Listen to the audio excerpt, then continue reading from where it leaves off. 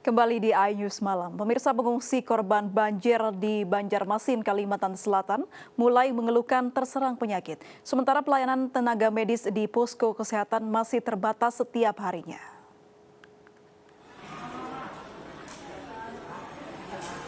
Korban banjir yang berada di lokasi pengungsian di terminal bus di Jalan Pramuka, Banjarmasin mulai terserang berbagai penyakit.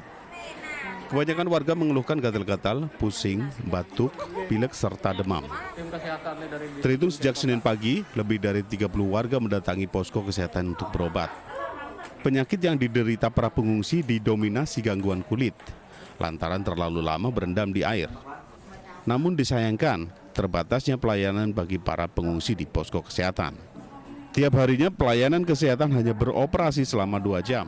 Kami baru pertama kali datang ke sini, ibaratnya perdana ya, dan didapatkan sekitar pasien 35 ke atas, dengan rata-rata penyakitnya ada 50% itu gatal-gatal. Hingga hari ini banjir masih menggenangi beberapa lokasi di Banjarmasin, Kalimantan Selatan. Ratusan warga masih mengungsi di posko pengungsian yang disediakan pemerintah setempat. Dari Banjarmasin, Kalimantan Selatan, Suhardian, iNews melaporkan. Pemirsa, Presiden Joko Widodo meninjau banjir yang menerjang sejumlah wilayah di Kalimantan Selatan. Mobil yang membawa rombongan Presiden bahkan sempat menerobos banjir ketika melewati Kabupaten Banjar.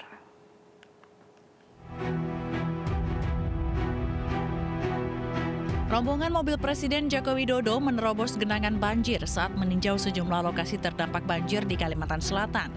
Rombongan dihadang genangan banjir ketika melintasi desa Pekauman Ulu, Kabupaten Banjar. Selain meninjau lokasi banjir, Presiden Jokowi juga menemui korban banjir serta berbincang-bincang dengan mereka. Dalam kunjungannya, Presiden memerintahkan Menteri Pekerjaan Umum dan Perumahan Rakyat segera memperbaiki infrastruktur di wilayah yang terdampak banjir di Kalimantan Selatan dalam 3 hari. Dan tadi saya sudah minta ke Menteri PU agar dalam 3-4 hari ini bisa diselesaikan sehingga mobilitas distribusi barang tidak terganggu. Kemudian yang kedua juga hal yang berkaitan dengan evakuasi, saya melihat di lapangan tertangani dengan baik. Kemudian yang ketiga yang berkaitan dengan logistik untuk pengungsi, ini yang penting, dan karena hampir 20.000 masyarakat berada di dalam pengungsian, sehingga 3 hal tadi yang penting. Kabupaten Banjar merupakan salah satu wilayah yang terdampak banjir. Banjir memutus jembatan yang menghubungkan Banjarmasin, Martapura, dan Banua 6. Tak hanya itu, banjir juga merendam ribuan rumah warga. Tim Liputan iNews melaporkan. Menteri Pekerjaan Umum dan Perumahan Rakyat Basuki Hadi Mulyono mendatangi lokasi jembatan yang ambrol di Kabupaten Tanah Laut, Kalimantan Selatan. Menteri memastikan jembatan tersebut akan segera diperbaiki secara permanen. Didampingi anggota DPRD Kalimantan Selatan, Menteri PUPR Basuki Hadi Mulyono melihat langsung kondisi jembatan yang kedua opritnya ambrol di Kelurahan Pabahanan, Kecamatan Pelaihari, Kalimantan Selatan. Di lokasi, Menteri mendapat penjelasan langsung dari Bupati Tanah Laut Sukamta. Menteri memastikan jembatan tersebut akan segera diperbaiki secara permanen. Menteri juga meminta Dandim 1009 Pelaihari untuk memantau ke pekerjaan jembatan Beli yang tengah dikerjakan oleh TNI. Bahwa ini akan segera dikerjakan secara permanen karena sudah memang ada anggaran untuk pemeliharaan jalur ruas jalan ini. Jadi akan dilakukan adendum dan ini akan menjadi prioritas di dalam pembangunan infrastruktur. Sementara itu, pemirsa, Jalan Raya Porong yang menghubungkan Surabaya dan Malang, Jawa Timur terputus sepanjang 300 meter akibat genangan air. Pengendara motor yang nekat menerjang banjir pun terjebak. Hingga Senin sore, Jalan Raya Porong Lama masih tergenang banjir di kedua arahnya. 3 pompa yang disiapkan Pusat Pengendali Lumpur Sidoarjo tidak mampu menyedot dan mengurangi volume air yang menggenangi jalan. Meski jalan sudah ditutup, sejumlah pengendara roda 2 tetap nekat menerjang banjir. Sejumlah motor terpaksa memutar balik, bahkan ada yang mogok.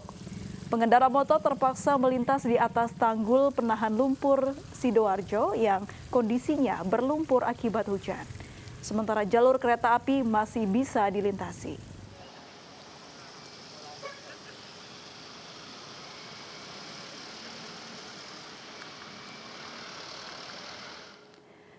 Kita ke informasi selanjutnya, pemirsa. Tim SAR gabungan kembali menemukan 4 korban longsor di Desa Cihanjuang, Sumedang, Jawa Barat.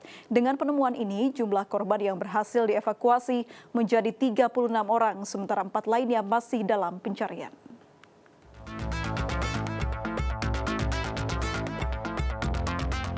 Dengan mengerahkan alat berat, tim gabungan Basarnas TNI Polri berhasil menemukan 4 korban longsor Desa Cihanjuang, Sumedang, Jawa Barat. Dari keempat korban tersebut, 3 diantaranya anak-anak. Korban ditemukan di sektor 2 atau tepatnya di lokasi longsoran pertama. Dengan penemuan ini, jumlah korban yang berhasil dievakuasi tim SAR gabungan menjadi 36 orang. Sementara itu 4 korban lainnya masih dalam pencarian. 4 korban berhasil dievakuasi. Ya, 4 korban berhasil dievakuasi. Jadi sisa korban yang masih dalam pencarian tinggal 4. Mudah-mudahan hari ini, di hari ke-10 ini, semua korban bisa dievakuasi, pekerjaan pencarian dan evakuasi selesai. 1 ibu-ibu ya, dewasa, dan 3-nya adalah anak ya, laki-laki. Memasuki hari ke-10 pencarian, tim SAR berharap dapat segera menemukan seluruh korban. Saat ini pencarian difokuskan pada sektor 2 atau di titik terdampak longsoran pertama. Dari Sumedang, Jawa Barat, Beben Hua melaporkan.